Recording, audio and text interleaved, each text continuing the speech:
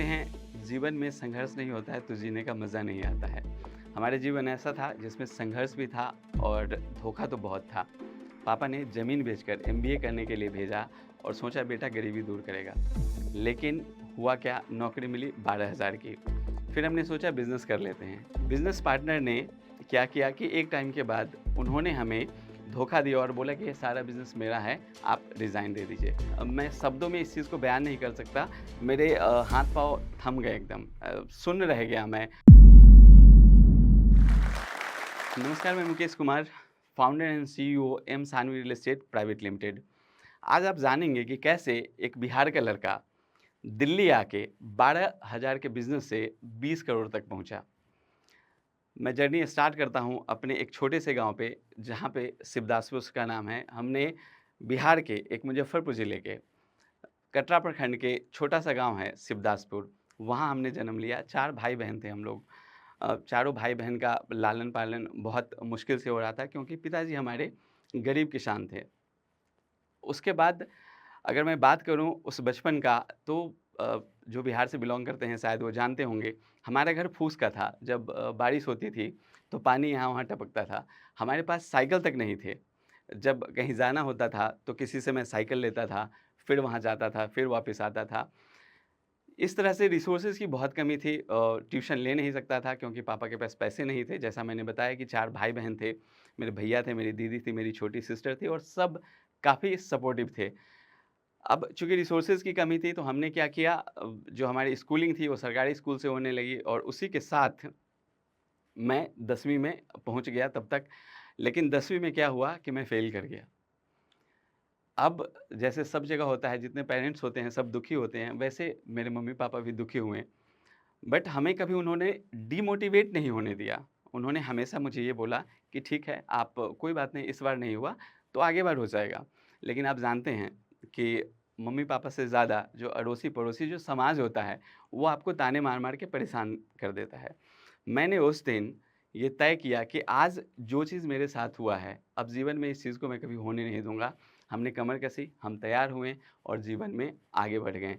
Next year मैंने 10वीं की परीक्षा बड़ी ज़ोरों-शोरों से की, बहुत अच्छे से हमने तैयारी की और हम आगे बढ़ गए।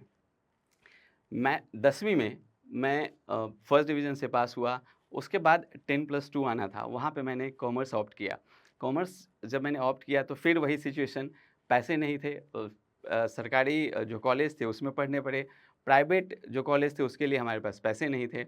फिर हमने क्या किया, हमने बच्चों को ट्यूशन पढ़ाना शुरू कर दिया। वहाँ से जो कुछ पैसे होते थे, उसी पैसे से मैं अपनी फैमिली को भी हेल्प करने लगा और साथ में अपनी जो पढ़ाई थी उसको भी मैं कंटिन्यू रखा। इसी तरह मैं ग्रेजुएशन में पहुँचा। जब मैं ग्रेजुएशन में पहुँचा वहाँ पे मैंने बीकॉम लिया और वहाँ से अकाउंट ऑनर्स मैं किया। फिर पूरी फैमिली गैदर हुई, एक डिसीज़न लिया गया कि चलो कुछ ऐसा कोर्स कर लेते हैं जो जल्दी भी हो जाए और अर्निंग भी शुरू हो जाए। चलिए ठीक है, डिसीज़न हुआ कि एमबीए करवा देते हैं बच्चे को, लेकिन फिर वही बात, वहाँ पे पैसे चाहिए।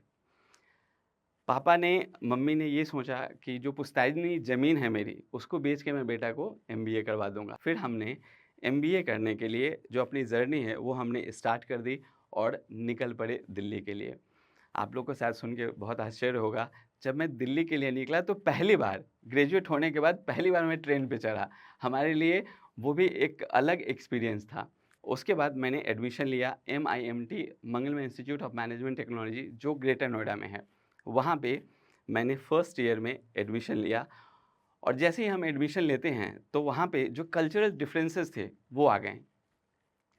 अ, अच्छा बिहारी हो, बिहार से आए हो, देखिए स्टेट वाइज़ हम लोग नाम लेते हैं, बिहारी, पंजाबी, हरियाणवी, लेकिन जो बिहार के बच्चे को या जो बिहार से आते हैं, उनको इस तरह से देखा जाता है, जैसे पता नहीं हम कहाँ से आ गए हैं या हमने बिहार में रह के कुछ गुनाह कर दिया है।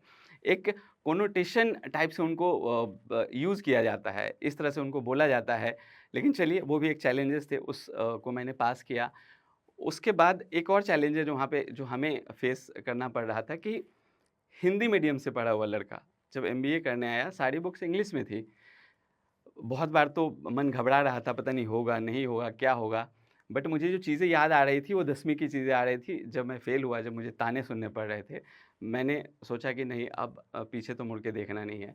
एमबीए पास आउट करके जब मैं निकला, तो मैं भी ये सोच रहा था कि अब हमारी जॉब लग जाएगी, अच्छी सैलरी पे जॉब लगेगी। अब पापा-मम्मी के जितने दुःख दर्द हैं, वो दूर हो जाएँगे, मुझे मान-सम्मान मिलेगा। बड़े सारे हमारे मन में भी एक्सपेक्टेशन थी। बट जब मार्केट में निकला, तो ऐसा बिल्कुल नहीं हुआ। मुझे कर-करा के बहुत मेहनत के बाद एक जॉब मुझे लगी, वो भी इंश्योरेंस कंपनी में। एक एमबीए किया हुआ लड़का इंश्योरेंस कंपनी में जॉब करने के लिए मजबूर था, क्योंकि कुछ ना कुछ तो करना था, एमबीए पास आउट हुआ था। फिर मैंने वहाँ पे जो इंश्योरेंस कंपनी थी, जॉब करना शुरू कर दिया। और जो लोग इंश्योरेंस से ताल्लुक़ रखते हैं, उनको पता होगा कि इंश्योरेंस बेचना कितना टफ़ होता है। और जब मुझे कस्टमर दिए जाते थे, मॉर्निंग में जब जाता था एकदम रेडी होके, जैसा अभी आप मुझे देख रहे हैं, तो कभी मुझे 3 अगर लीड मिलती थी, 3 कस्टमर मिलते थे, एक गाज़ियाबाद का मिलता था, एक फ़रीदाबाद का मिलता था, एक गुड़गाँव का मिलता था। पूरे दिन मैं इसी तरह भागता रहता था, दौड़ता रहता था। अब चूँकि एमबीए कर लिया हुआ था, तो जो फैमिली थी, हमारे जो समाज थे, उनकी जो एक्सपेक्टेशन थी वो बहुत हाई थी कि अब लड़का एमबीए कर लिया, अब ये हो जाएगा, वो हो जाएगा। इन बिटवीन हमारी शादी की बात चलने लगी और हमारी जो शादी है, उसके होने की बात आई। चलिए ठीक है, हम मुज़फ़्फ़रपुर गए और वहाँ पे हमारी शादी हो गई। शादी बहुत सिंपल थी। अ, हम लोग मंदिर में शादी किए और उसके बाद पापा ने बोला कि ठीक है, आपने शादी कर ली, अब आप इनको ले जाओ। मैं उनको लेके दिल्ली आ गया। फिर क्या हुआ कि 5 महीने हुए हुए होंगे मुझे इंश्योरेंस में जॉब किए हुए, मुझे वहाँ से नौकरी से निकाल दिया गया। शायद मैं उनके लिए फिट नहीं था। एक नौकरी मुझे मिली रियल एस्टेट में, आज भी मुझे याद है, लाजपत नगर में वो कंपनी थी और मुझे ये बोला गया कि आप रेंट पे घर दिखाओ। एक एमबीए किया हुआ लड़का। अब समझिए उसको रेंट पे घर दिखाना पड़ रहा है, ये इतने का इस फ्लैट का रेंट है, ये इतने का इस फ्लैट का रेंट है, इस तरह से। उस टाइम तो मन ऐसा हुआ कि बस सब चीज़ छोड़-छाड़ के गाँव चले जाते हैं। बहुत डिमोटिवेट हो गया, मन में गलत-सलत चीज़ें आने लगी। लेकिन वहाँ पे मुझे एक कोट्स याद था जो हमेशा मैं पढ़ता था कि अगर आपको खुद के लिए कामयाब नहीं होना है, तो आप कामयाब उनके लिए होइए, जो आपको कामयाब होते हुए देखना चाहते हैं। मैं रियल एस्टेट में लगा रहा, लेकिन हाँ, मेरा गोल, मेरा टारगेट फ़िक्स था कि मुझे वहाँ जाना है और वो चीज़ मुझे दिख रहा था। फिर उस छोटे से रियल एस्टेट कंपनी से मैं ब्रोकिंग फर्म में गया, जो हाई राइज़ अपार्टमेंट का काम करते थे। उसके बाद फिर मैं वहाँ से एक डेवलपर के पास गया। वहाँ मेरी नौकरी लग गई, लेकिन वहाँ उन्होंने मुझे एक कंडीशन रखा कि आपको यहाँ हम दिल्ली में तो नहीं रखेंगे, आपको जाना पड़ेगा भिवाड़ी। इन बिटवीन मेरा बेटा हो गया था, पार्थ नाम है उसका, 5 महीने का था वो। अब हमारे लिए ये चैलेंजेस थे कि 5 महीने का बेबी है, भिवाड़ी शिफ्ट होना पड़ेगा और बिहार से आया हुआ था, बहुत नॉलेज था नहीं कि भिवाड़ी क्या है, कैसे है। लेकिन मैं और मेरी मिसेज़ ने, दोनों आदमी मिल के हमने ये निर्णय लिया, हमने ये चैलेंजेस को एक्सेप्ट किया कि चलो यहाँ से हम लोग चल लेते हैं। फिर हम पैकरर मूवर किए, ट्रक पे सामान लादा और पहुँच गए भिवाड़ी। 2 साल काम किया, फिर तब तक मेरा जो बेटा है पार्थ, वो हो चुका था 2.5 साल का। अब उसके मुझे पढ़ाई की टेंशन होने लगी कि पापा ने मुझे गाँव से एमबीए करने के लिए दिल्ली भेज दिया और मैंने क्या किया, मैं अपने बच्चे को यहाँ से लेके भिवाड़ी चला गया। अब मैं नौकरी स्विच करने का सोचने लगा, लेकिन जहाँ भी मैं इंटरव्यू देता था, मेरी एक ही कंडीशन होती थी कि सर आप सैलरी मुझे जो भी दे दीजिए, बट मुझे जो पोस्टिंग चाहिए, वो दिल्ली या गुड़गाँव चाहिए। एक मुझे कंपनी मिली, जिन्होंने मुझे पोस्टिंग गुड़गाँव में दी और वहाँ से हैपीली हम लोग रहने लगे, हमारे बच्चे की स्टडी चलने लगी। एक दिन क्या हुआ कि मैंने किसी को बोलते हुए सुना कि मुकेश को जो सैलरी मिल रही है ना, मुकेश डिज़र्व नहीं करता है। और मैंने उस कंपनी को रिज़ाइन देने का सोचा और वहीं से हमारी जर्नी स्टार्ट होती है 20 करोड़ वाली, जो अभी मैं आप लोग को बताऊँगा कि आप भी कैसे एक स्टार्टअप को स्टार्ट कर सकते हैं और अच्छे लेवल पे पहुँच सकते हैं। हमारे अकाउंट में उस समय 1.5 लाख रुपए थे। अब अपने आप को मैंने 3 महीने का टारगेट दिया और ये हमने सोचा कि अगर 3 महीने में मेरी बिज़नेस नहीं चली, तो वापस बैक टू पैवेलियन। चाहे मुझे गार्ड की नौकरी करनी पड़े, सेल्समैन की नौकरी करनी पड़े, डिलीवरी बॉय की नौकरी करनी पड़ी, कुछ भी करना पड़े, मैं 3 महीने के बाद बिज़नेस नहीं करूँगा। इसी बीच में मेरे एक बहुत अच्छे फ्रेंड हैं, वो भी मुज़फ्फ़रपुर से बिलॉन्ग करते हैं। उनको मैंने सारी बातें बताई, वो भी हमारे पास आए। उसके बाद हम लोग ने साथ में वो बिज़नेस शुरू किया। 1 महीने तक हमारा काम नहीं हुआ, तो उनको लगा होगा कि शायद फ्यूचर नहीं है इसमें, वो वापस चले गए। लेकिन मैंने अपनी चीज़ों को कंटिन्यू रखा। कंटिन्यू रखने के बाद दूसरे महीने काम नहीं हुआ, तीसरे महीने से मेरा जो बिज़नेस है, जो रियल एस्टेट का है, जो फ्लैट बेचने का मेरा बिज़नेस है, वो चालू हो गया। उसी समय यूट्यूब एक्जिस्टेंस में आया, हमारे नॉलेज में आया। फिर मैंने क्या किया कि मैंने एक स्मार्टफ़ोन मेरे पास था, मैंने स्मार्टफ़ोन उठाया, चला गया, फ्लैट की वीडियो बनाई, मेरे सब्सक्राइबर बढ़ने लगे, नेम, फ़ेम, पैसा सब चीज़ आने लगा हमारे पास। इसी बीच में मेरे पास एक बार फ़ोन आया और उन्होंने मुझे ये बोला कि मैंने आपको यूट्यूब पे देखा है और हम आना चाहते हैं आपसे मिलने के लिए।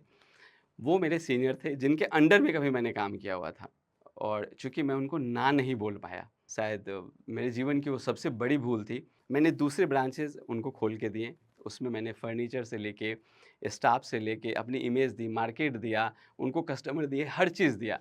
हमारी चीज़ें चलने लगी, हम अच्छा कर रहे थे, हम दोनों आदमी मिलके अच्छा कर रहे थे। उसी समय एंट्री होती है एक तीसरे आदमी की जिनको मैं नहीं जानता। वो जानते थे और चूँकि वो मेरे बड़े भाई की तरह मैं उनको मानता था, मैं उन पे ब्लाइंड ट्रस्ट करता था। एक टाइम के बाद ये हुआ कि वो दोनों आदमी मिलके जो मेरा बिज़नेस था रियल एस्टेट का, पैरेलल उन्होंने एक अलग यूट्यूब चैनल ओपन कर दिया और काम करना शुरू कर दिया। मैंने उसका विरोध किया, तो मेरी बातें उनको चुभने लगी और अल्टीमेटली एक दिन ये हुआ कि वो दोनों आदमी आए और उन्होंने ये बोला कि अब ये कंपनी मेरी है, आप रिज़ाइन दे दीजिए। मैं उस मूवमेंट को, उस क्षण को मैं शब्दों में बयाँ नहीं कर सकता। मुझे लगा मेरे पैरों के नीचे से ज़मीन खिसक गई। मुझे लगा कि मेरे रूह काँपने लगे एकदम, एकदम सन्न रह गया, आँसू निकल गए। इस तरह से वो मोमेंट था मेरे लिए। मैं जीवन में कभी उस चीज़ को नहीं भूलूँगा, जब मेरी चीज़ों के लिए मुझे ही कहा गया कि रिज़ाइन दे दीजिए। बिटिया के नाम से मेरी वो कंपनी थी। उन्होंने मुझे बोला, "आप रिज़ाइन कर दीजिए।" उसी समय मेरे पास एक कॉल आता है, वो भी बहुत अच्छे इंसान हैं। मैं बालकनी में खड़ा था, तकरीबन 9 बज रहे थे। उन्होंने मुझे ये बोला कि आप परेशान नहीं होइए और वो जो लाइन थी, जो उनका फ़ोन आया मेरे पास और उन्होंने जो भरोसा दिलवाया, मैं एकदम रिचार्ज किया, सुपर रिचार्ज हो गया। उसके बाद अपने आप को फिर से खड़ा किया, रीस्टार्ट किया और ऑफ़िस पहुँच गया और उसके बाद भगवान की कृपा से मैं आज तक पीछे मुड़ के नहीं देखा। आज डायरेक्टली इनडायरेक्टली हमारे कंपनी में 52 लोगों की टीम है, जो हम लोग एक साथ काम करते हैं।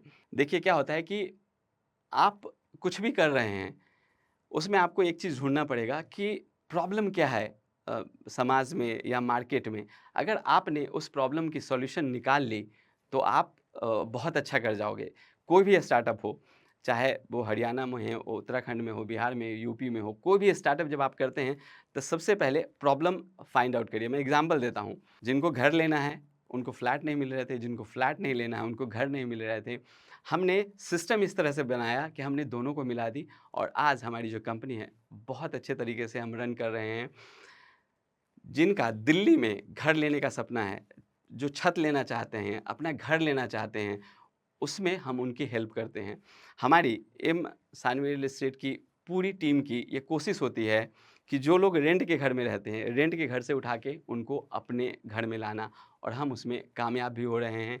दिल्ली जैसे शहर में अगर 1 बीएचके फ्लैट चाहिए और किसी के पास 1 लाख रुपए भी है, तो मैं 90% लोन करवा के उनको फ्लैट देता हूँ, जो रजिस्ट्री वाले होते हैं, जिनकी प्रॉपर रजिस्ट्री होती है।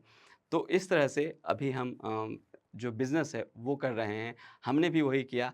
तो कभी भी जीवन में अगर आपको कुछ अच्छा करना है तो प्रॉब्लम आपको ढूँढनी पड़ेगी कि प्रॉब्लम कहाँ पे है और उस प्रॉब्लम का सॉल्यूशन निकला और आप मार्केट में छा गए। किसी भी स्टार्टअप के साथ यही होता है। पेटीएम का भी आप एग्ज़ाम्पल ले सकते हैं। बड़े सारे एग्ज़ाम्पल भरे पड़े हैं इस तरह के मार्केट में। अगर आप भी रियल एस्टेट में सफल होना चाहते हैं तो 3 चीज़ें एकदम दिमाग में क्लियर रखिए।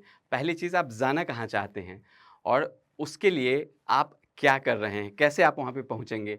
और टाइमलाइन ज़रूर डिसाइड कीजिए कि आप वहाँ कब तक पहुँचेंगे और साथ में फ़ोकस्ड रहिए, परसिस्टेंसी बनाए रखिए क्योंकि कहीं भी आपको पहुँचना है तो उसके लिए आपका लगातार कोशिश करते रहना ज़रूरी है। लास्ट बट नॉट लीस्ट, मैं आज इस मंच पे खड़ा हूँ, जो स्टॉक के मंच पे खड़ा हूँ।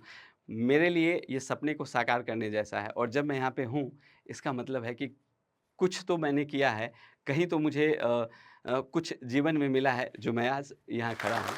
इसने ढेर सारा इंस्पायरिंग स्टोरी एक से एक बढ़ के बिहारी के एकरा पर देखेला मिलतो। एकरा नाम है जोश टॉक्स बिहार। तो जोश टॉक बिहार के भाई बढ़िया से सब्सक्राइब कर ले हूँ, घंटा उंटा दबा दे हूँ कि नोटिफिकेशन आते रहे। अरे जब मन होले उदास तक खोल लेल की जोश टॉक बिहार, ओकर बाद देखल के मन के तरोताजा कैल के एकदम मोटिवेशन लेल के काम शुरू कैल के सफलता कैसे न मिलते, एकदम मिलते झंडा गाड़ देबू।